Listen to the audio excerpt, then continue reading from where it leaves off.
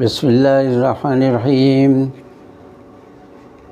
معزز خواتین، السلام علیکم ورحمۃ اللہ وبرکاتہ۔ یہ گوشہ نشین معین کمالی آپ کی خدمت میں گوشہ نمبر 332 یعنی 332 لے کر ایک بار پھر آپ کی خدمت میں حاضر ہے۔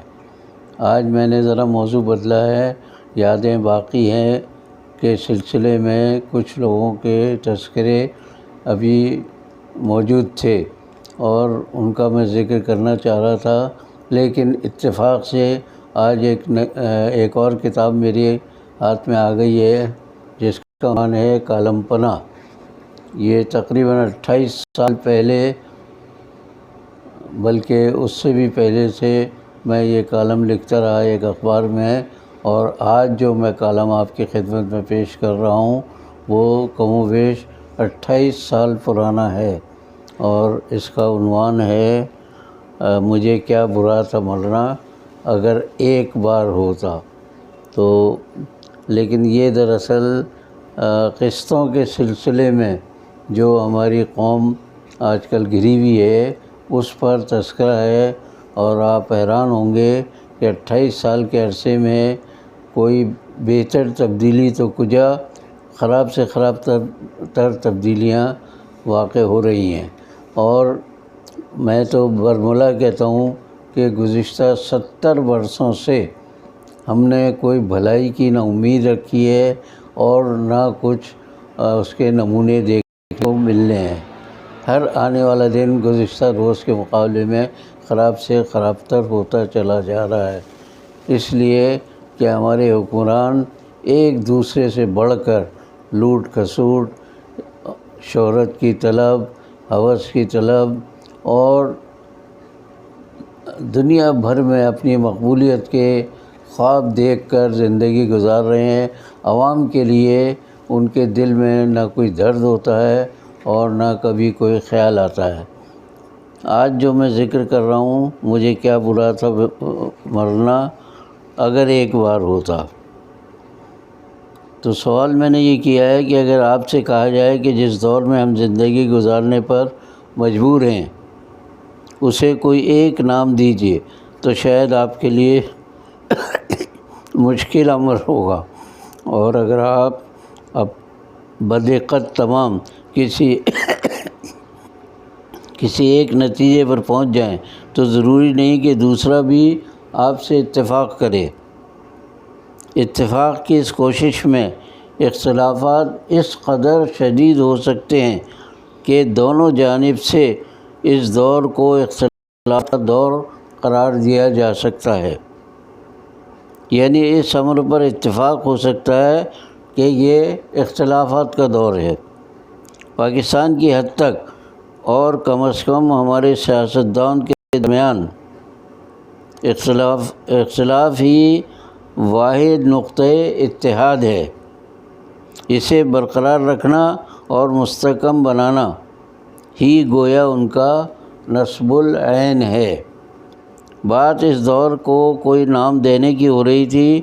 سائنسدانوں سے پوچھا جائے تو اسے سائنسی یا ایٹمی دور قرار دیں گے۔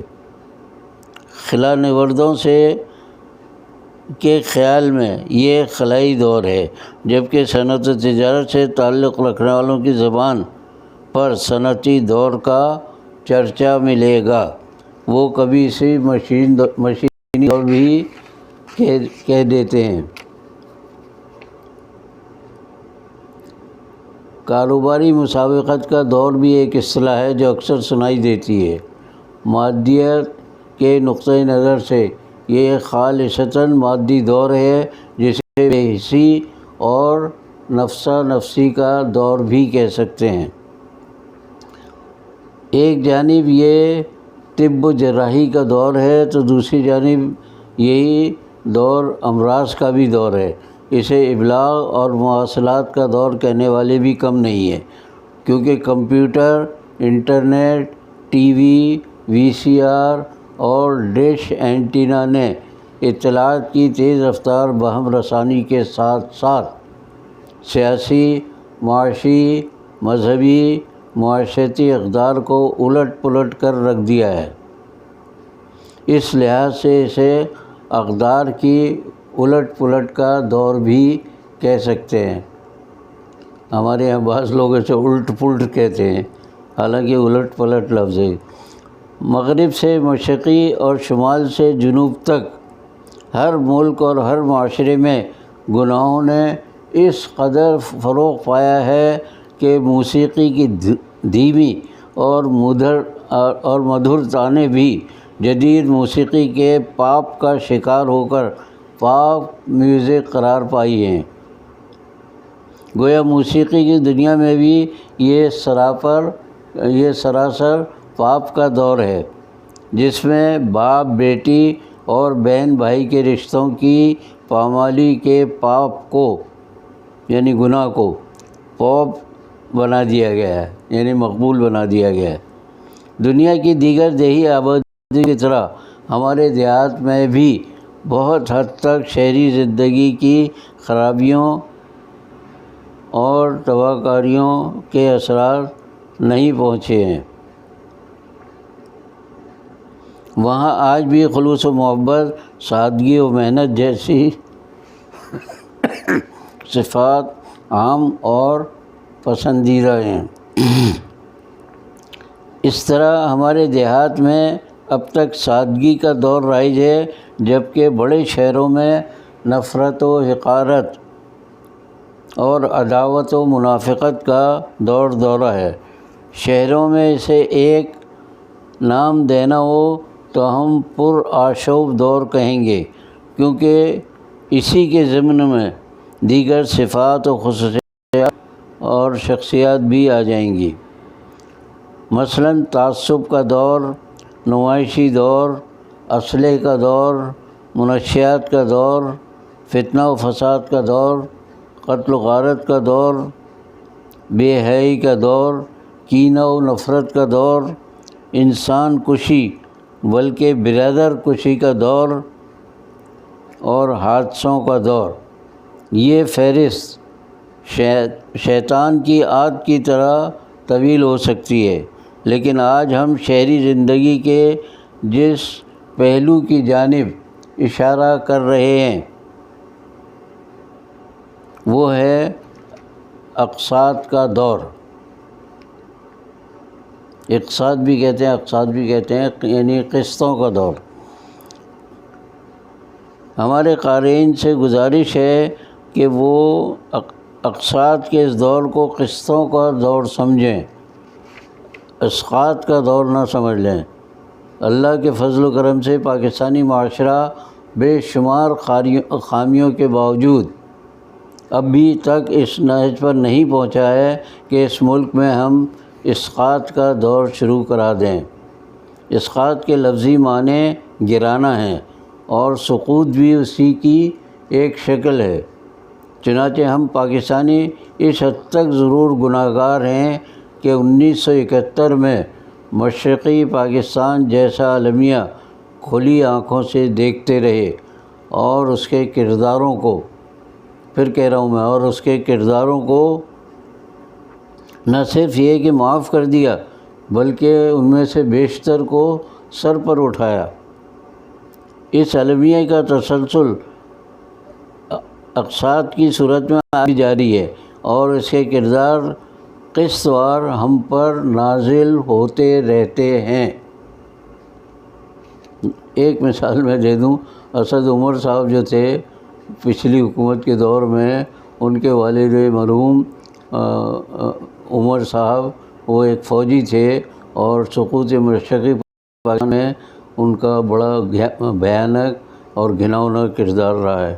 تو مطلب ہے کہ ایسے لوگ ہم پر اب تک مسلط ہوتے چلے آ رہے ہیں۔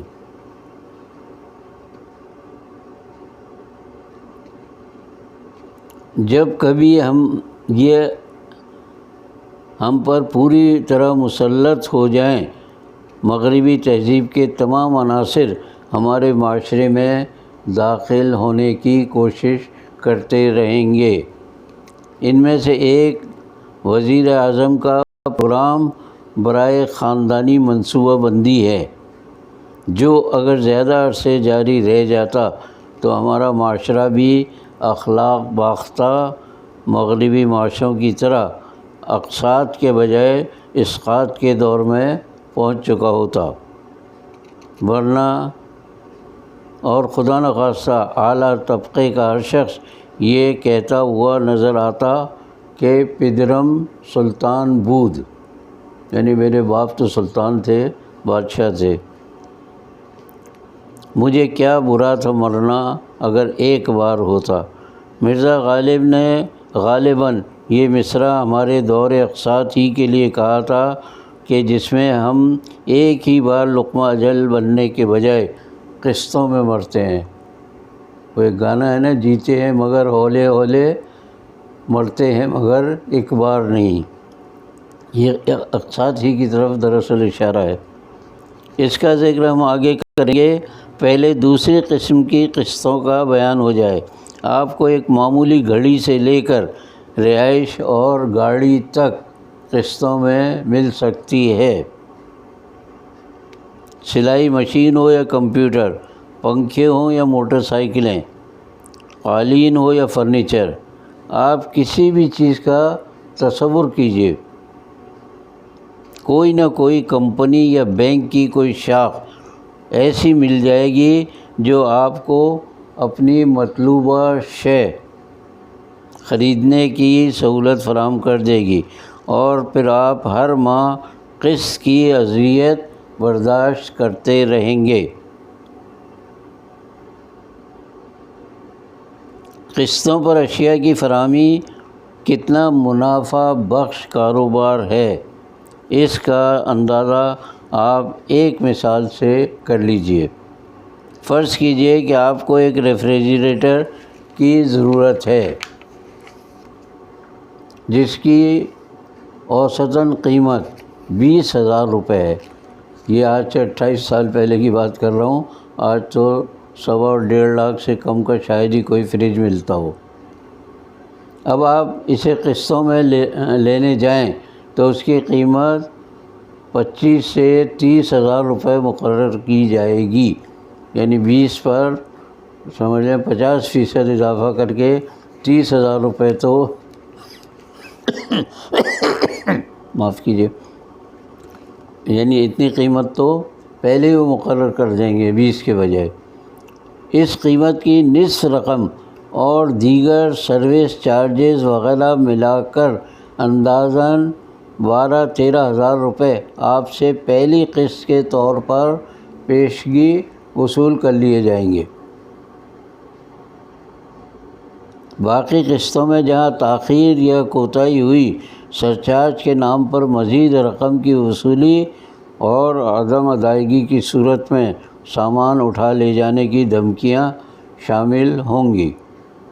گویا 20,000 کا ریفریجریٹر قسطوں پر خریدنے کے لیے 13-14,000 روپے زیادہ ادا کرنے پڑیں گے۔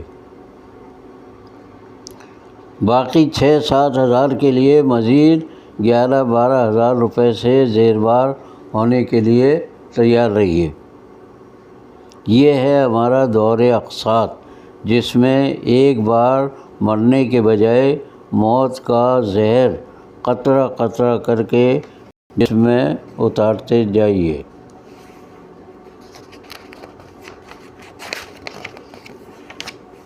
آج کی نشست میں اتنا ہی، انشاءاللہ اس کی اگلی قسط اگلی نشست میں پیش کروں گا۔ اس وقت تک کے لیے اجازت چاہتا ہوں، باقی بشرط زندگی باقی۔ اللہ حافظ۔